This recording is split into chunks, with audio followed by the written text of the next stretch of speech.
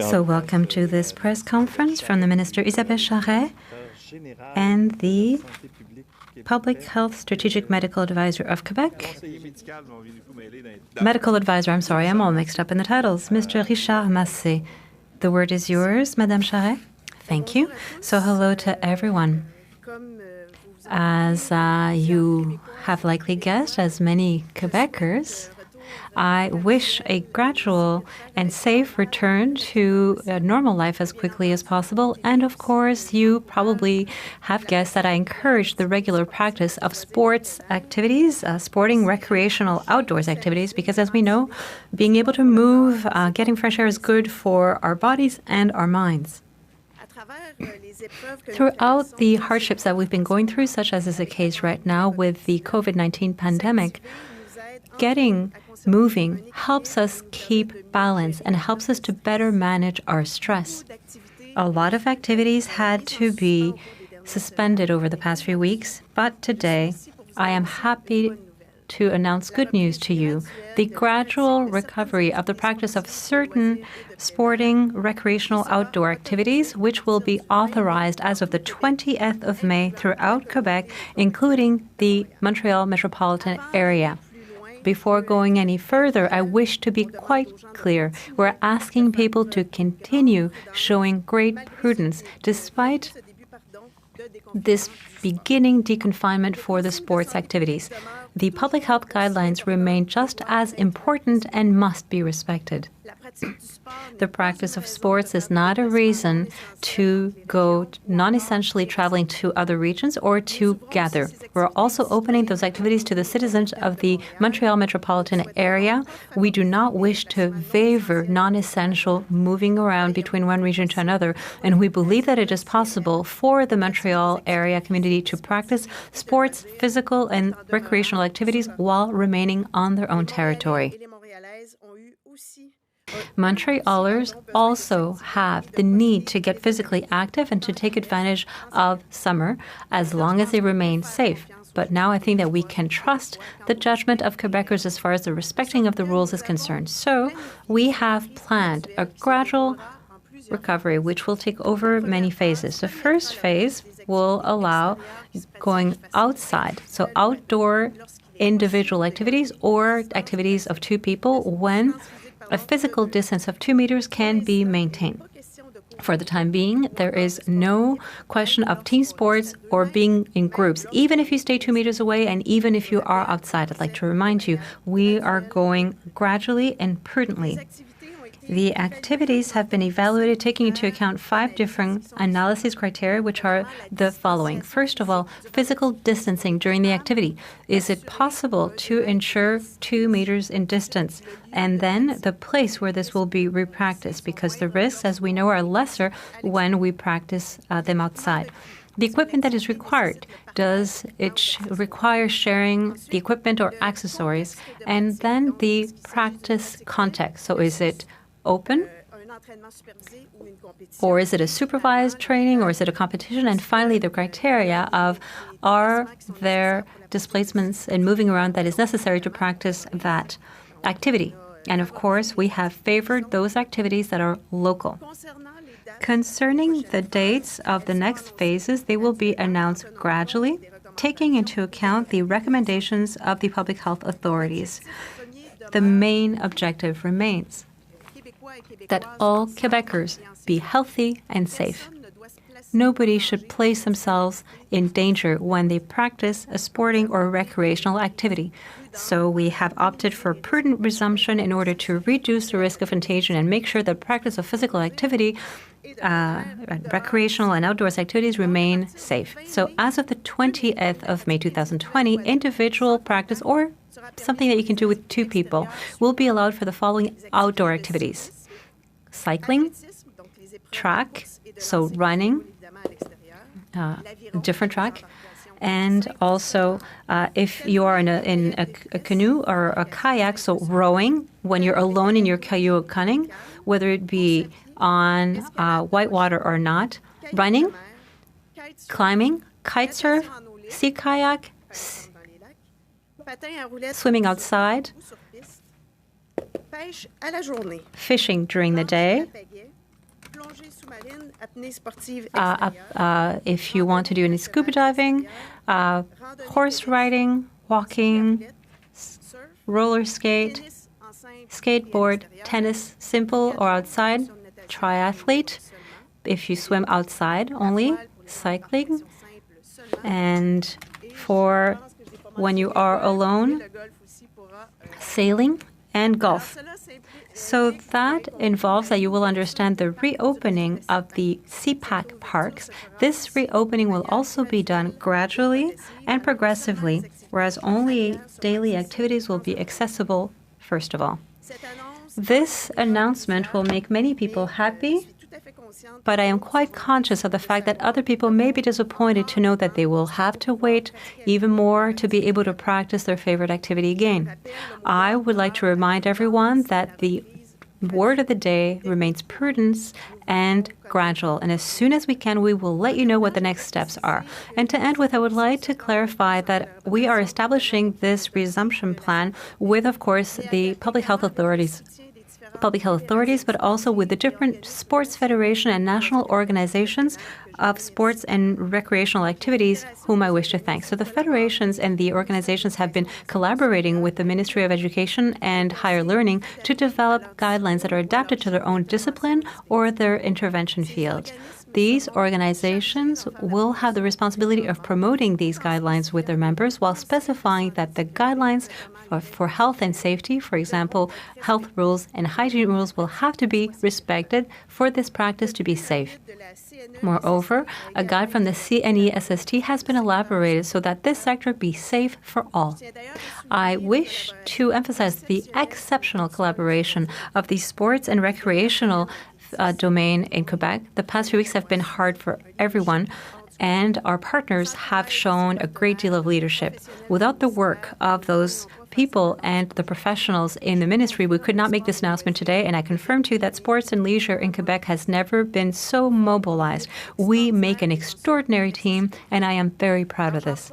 So I would like to take advantage to wish everyone a very beautiful summer. Each region of Quebec, we know, has extraordinary places to be able to practice outdoor activities, so do not hesitate to get out there, perhaps try out new activities, but also perhaps to discover the hidden beauties of your own region while, of course, respecting the public health guidelines. So thank you to everyone. Does Mr. Massé wish to say a word right now? No, not for the time being? All right. Well, let's go straight to the question period now. Hello to both of you. Listen, cycling, scuba diving, tennis, golf is interesting, but that's not what most Quebecers like to practice, as we know. Can we help to play soccer, softball, or hockey by the fall? And what will be the criteria which will determine if we can reopen this kind of activity? Well, as we told you, we're really going per phase. So the first criteria is, of course, where we could go. So the activities that are outside, I mean, it's a first, but there are 5 criteria that were evaluated very rigorously. So physical distancing, which is, of course, necessary, being able to be 2 meters away. The place of practice, whether it be outside, the sharing of equipment and all that. So I named to you the 5 criteria, what they were. In the second, third, and fourth phases, of course, the evolution will start. There's a lot of work that is being done right now with the different federations in order to be able to adapt the offering, in order to be able to make it so we can evolve and get to offer other sports and other activities. And of course, in the criteria, there's also the fact of limiting gatherings. So the offering will broaden, but right now we are working with the different federations and with public health. And the things will evolve over the next few weeks and months, but it will also depend on the entire epidemiological portrait, and Dr. Massé could perhaps talk about it further, but there's already a lot of work being done with the federations to adapt the offering in order to eventually be able to make it that young people. And being an athlete that loved soccer, of course, I do have that concern, and I look forward to being able to play soccer because I still play soccer. Could we think about alternative ways of doing things where those practices could be made? I mean, do we need as many players as usual? Could we have games in which we minimize contacts? So we think about all of this. So the willingness is, of course, that people start playing again because it's important for everyone, but perhaps not in the same way as long as we don't have protection that is ensured for the sports that you mentioned. In soccer, for example, it could be only training but not games. Well, like that, yeah. Of course, we won't be the offering that we had in the past. We'll have to adapt. Will it be training to favor the development? I was going to say an English word, but the abilities of youth, of course, that is part of all the scenarios that are being set up by the different federations, in collaboration, of course, with the people at the ministry. They're also in collaboration with the people from public health. And as I was saying earlier on, there's a lot of work that is being done, and that is being done very well up until now. So softball and soccer should be allowed this summer for children? We are not there yet. There's still work to be done. But of course, we are going to think about alternatives, different ways of doing. So that's where we are. Hello. So what about pools outside and inside as well? Well, outside pools are things that could potentially be announced later, not now, because outside pools, the water as such, with the chlorine inside, is something that will be safe for coronavirus. This being said, there's the issue of physical distancing and hygiene. Distancing means that there will be fewer people in the pools than what we are used to seeing. So there will be a space that will have to be respected. Perhaps not using the infrastructures to be able to gather inside. So an outside pool is easier than an inside pool where you have more restrained spaces, where there are zones where there's high risk of transmitting infection. So we could see that as that being potentially feasible for the outside pool while adapting the entrance to go into the pool and the number of people allowed in. So those things will be announced later. But we do see it potentially as being easier than inside pools. Those will require more adjustments. So we might presume that outside pools will be open this summer then? The public pools will be adapting that? Well, we're working towards that because we want that to happen. But once we're there, we'll let you know. Yeah, and it's also the municipalities. We're talking about municipal pools. They have the final decision to say, are we opening the pools or not, with the constraints and measures that will be set up and dictated. But it will be the municipalities in the end that will choose to open or not, as I was saying, with the measures that are set up. As far as professional sports, is anything planned to allow them to start at least training for the summer? Yes. Right now we are discussing with professional sports, and I would even say with the athletes. You must have guessed that I have a great preoccupation for excellent athletes who don't have access to infrastructure, don't have access to specific training. And of course, a lack of action like that in the long term can compromise their career. So we are discussing with the National Sports Institute, with Public Health, with the Ministry, in order to see whether we can adapt the offering. Professional teams are as well taking part in those discussions in order to be able to see how we can once again adapt the offering to be able to allow them as quickly as possible to come back to training. We are, of course, not talking about competitions here or anything like that, but we're talking about training. Specification on that, so it would be an illusion to think that the Canadian season could end this summer, for example. It would be impossible to have a hockey game even without public in an arena. in the Bell Center, for example. With the present guidelines, it's impossible. The players wouldn't be able to respect the 2-meter rule. So unless they're very courteous in their sports exchanges, and in the way that they pass the puck around. But no, the 2-meter rule has to be respected. So just you're the ones who decide. It's not up to the league. For example, Impact, who plays soccer outside, let's say that the league, because there's pressure from the United States, wants to relaunch its activities. The players of the Impact wouldn't be able to play in Montreal, but they could play in places and jurisdictions where the game would be allowed. So it is Public Health of Quebec that decides what happens in the Quebec territory, but not the major leagues. Essentially, we are giving the criteria that must be respected in order to respect the players and the public as well. And there is a discussion on how this can be applied with the professional league. So these discussions are not over. There's been requests, there's been contacts, and I believe that over the next few weeks, we will be able to complete the discussions to be able to see how this could be done. A clarification, the players of the Impact, could they possibly play after an agreement with their league, but not the young teenagers in soccer, the same sports, but 2 different parameters? Well, perhaps with different things. For example, hockey. You know that in hockey, sometimes we put the players in quarantine for certain competition periods. Could we think that this could be applicable for other professional players? This is a hypothesis, I'm just saying that there's a way of doing things differently that could be done in certain leagues, but that we couldn't necessarily do for contact games with younger players. So there are perhaps physical, organizational accommodations that we could bring about. So these are the kinds of discussions that will have to take place with the leagues, for example.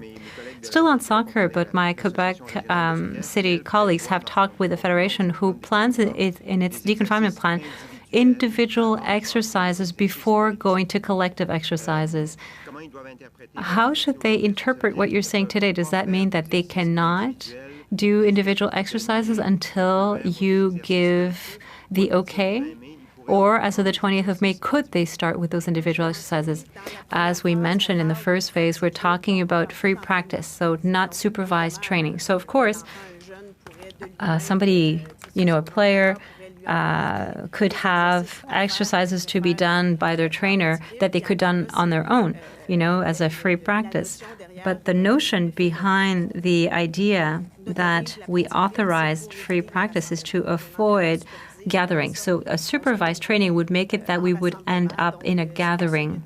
And that is why in the first phase we're talking about free practice, not supervised training.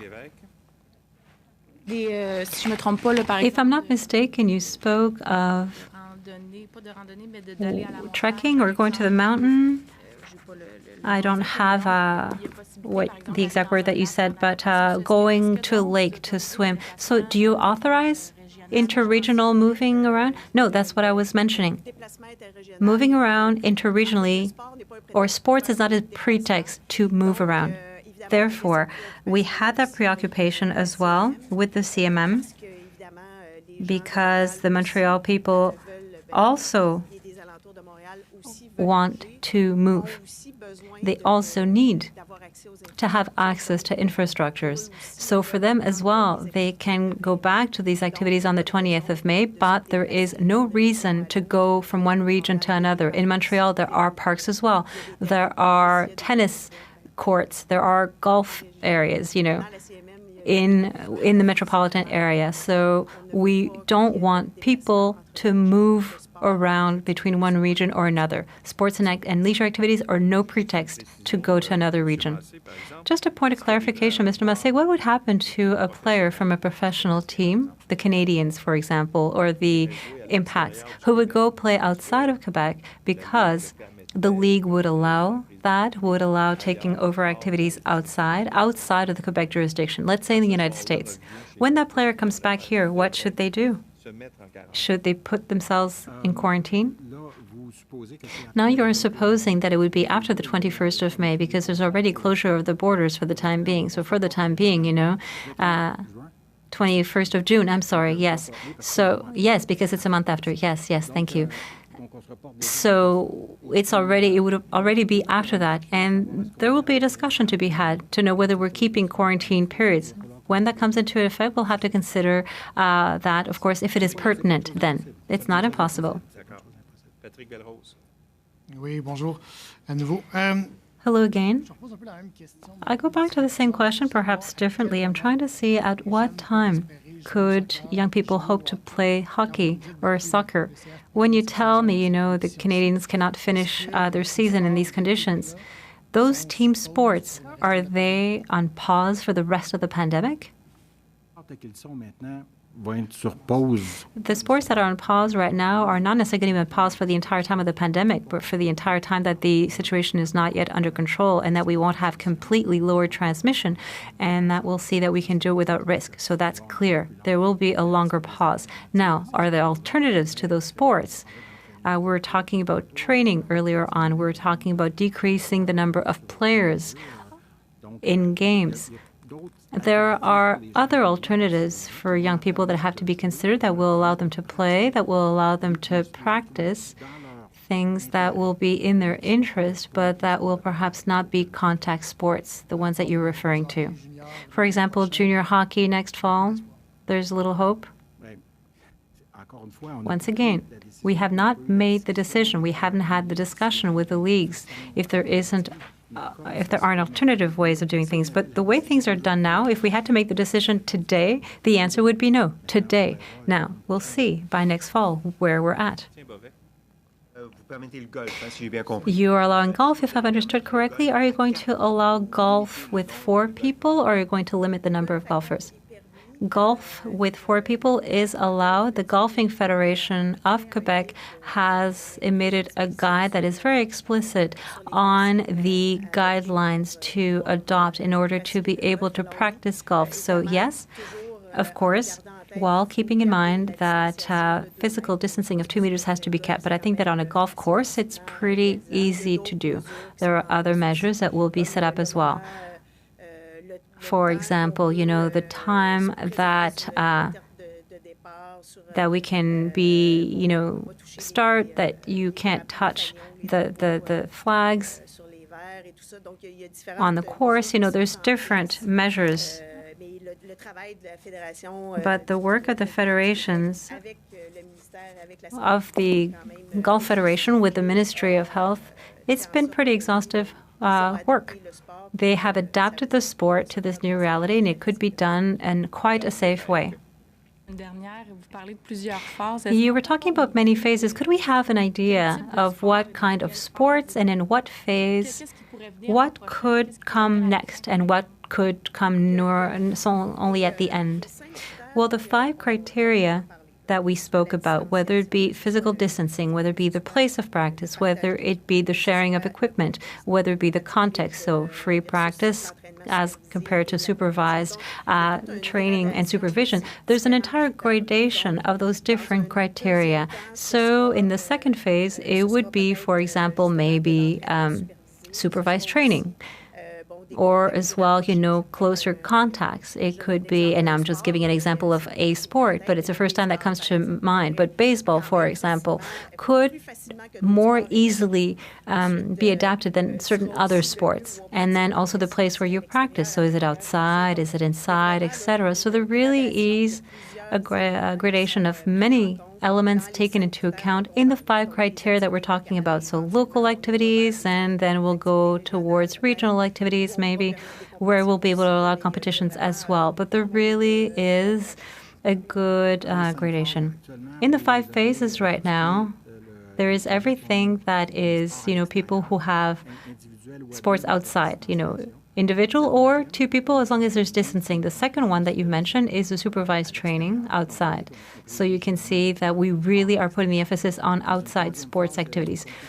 Third is external competitions without a public, because there's an issue with that as well. We're always talking about the players, but there's the question of the public as well. And supervised training inside, as being the 4th phase. And as you mentioned it, competition. So it's that kind of gradation. Can some phases be done together? it could perhaps be done. But we divided it up as risks, outside, inside, with public, without public. We're going progressively as we are feeling comfortable. And we'll see that we're in full control of the epidemiological situation. Just a question. Is camping part of your jurisdiction? Is that a recreational activity? And have you considered allowing it? Because camping, generally speaking, is done as a family. So people who generally live together. So are there risks associated to that? Well, concerning camping, the work is being done with my colleague in tourism. So that is part of the different scenarios that are being set up. Concerning public health, however, perhaps Mr. Massé would have, Dr. Massé, I'm sorry. Well, we consider that a family is like an ecosystem. The people live together and they already share. So the issue is not so much to end up camping as a family. It's to end up camping with others where you have gatherings. So there's a sharing of risk. That's the first thing. Second thing is the infrastructure. When you go camping, you're showing infrastructure together with other people. And then you have to be sure that you don't put yourself at risk of transmitting. But you might think of other infrastructures like pools that we were referring to earlier on. There's all sorts of things that are shared in camping. But camping as a family alone, in a place that is more isolated. So is that in your jurisdiction? Vacation camps, yes, are in my jurisdiction. And I work with the different partners, the Ministry of Housing, and Municipal Affairs, the MH.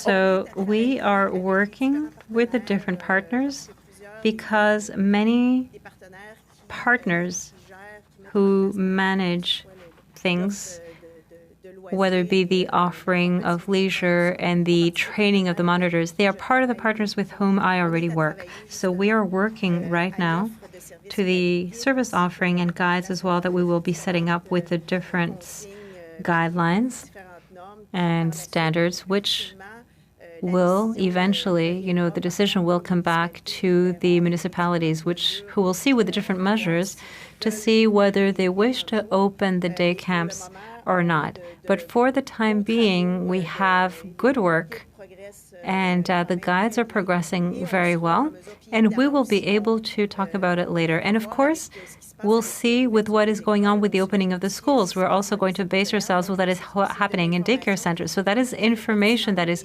very pertinent and necessary as well to the way things will unfold. But there's a lot of work that is already ongoing on the different standards and measures that have to be set up in order to ensure the safety, the health of the children, the monitors. But it's evolving very well as well. And together with what is being done in schools and daycare, there's adaptations perhaps to be brought. We're talking about ratios. Well, there might be fewer children per educator, for example. So, of course, there are changes that will have to be brought to reduce the risk of transmission in between groups. Phase 2, I know that you can't give us any specific date, but what and how long would you see it, the next stage for the deconfinement of sports? We don't have a date. I think that we will see how things evolve. But there are things that we clearly want to see functional for this summer. You talked earlier on about the day camps. Of course, everyone would want for there to be day camps available for people. Everybody would want to have external pools outside at the very least to be available. So we're not announcing any dates at this stage, but you can see that there are things that are really important for everyone, for people's health, psychological health, as well as physical health. So we're working so that these things come about quickly. Yeah, because summer is coming, yes. In the context where schools are already reopened outside of the Montreal region, why don't we have supervised training while keeping a distance? I mean, students are in school, in classes. Well, once again, this is work that is done together with public health, and we're always talking about whether it be in terms of risk or whether it be in terms of behavior as well, because, of course, deconfining an area opens up a sector. And also perhaps in people's minds and all that, it makes it that we are changing people's behavior. So there's that is taken into account as well, and everything having to do with everything else. And I think that now perhaps public health could talk about that more. What is taken into account when a sector is opened or not? What we've done in our work, and I'd like to come back once again to our 5 criteria that I mentioned. So really the first one of the first criteria was really the fact of being able to keep a 2-meter distance between the people at all times. So, of course, that is an important element, and to not favor any gatherings in a sports context. So there are things that were evaluated in a school context, we in the sports context, in the situation that we are in right now. These are standards and rules that public health was comfortable with and applied. So that is part of the different discussions that we are having. But once again, we have evaluated our activities using these criteria that were, of course, dictated by public health. We're now going to go to English questions. Hi. You said it in French, but maybe you can repeat it in English. What message do you have for soccer players and baseball players? Should they expect a season this year? Well, we're working really hard with all federations to make sure that we can adapt the sports with the rules and with the guidelines that we have from public health. Of course, the sport that we are used to have, we're not going to be able to provide with that kind of services this summer with the constraints we have now with the public health. So we're working on an adaptation of the practice. We're working on ways to allow kids to be playing some kind of adaptation of that sport. But again, we're working in phase. The first phase, we're saying that we can have a free practice. I'm not sure if it's the right translation. I'm sorry, I don't have the words in English, but it's the individual training, I should say. In a few phases, we're going to see a group training, or and in that sense, kids may be able to play some kind of sport, but not the way they used to play, because we have rules and we have regulations that we have to apply. And all the sports that you talked today about, that's for all regions. That includes the Greater Montreal. That's for all regions. Yes, okay. Yes, we're opening for Quebec. And what about professional sports? We don't want people to go from one region to another, so that's why it's better to open all sides so that people are not tempted to go to Bromont to play golf or whatever. And you're asking the Montreal people to stay in Montreal this summer to play. Exactly. That's an important message. And about professional sports, would it be possible, for example, for the NHL to restart its season this year? Actually, we're still working in providing ways to be training. We're very far from saying that they're going to have a season or they can be allowed to be playing. Our discussion we have with professional sports, with excellence athletes as well, that Olympians and high-level athletes, is really to adapt again some kind of a way to be able to provide with training facilities or training opportunities. And we're working with professional sports, with the Canadian Olympic Committee, with the federations, and with l'Institut National du Sport. Samuel avait une autre question. Say a few words about camping. Will this be allowed this summer?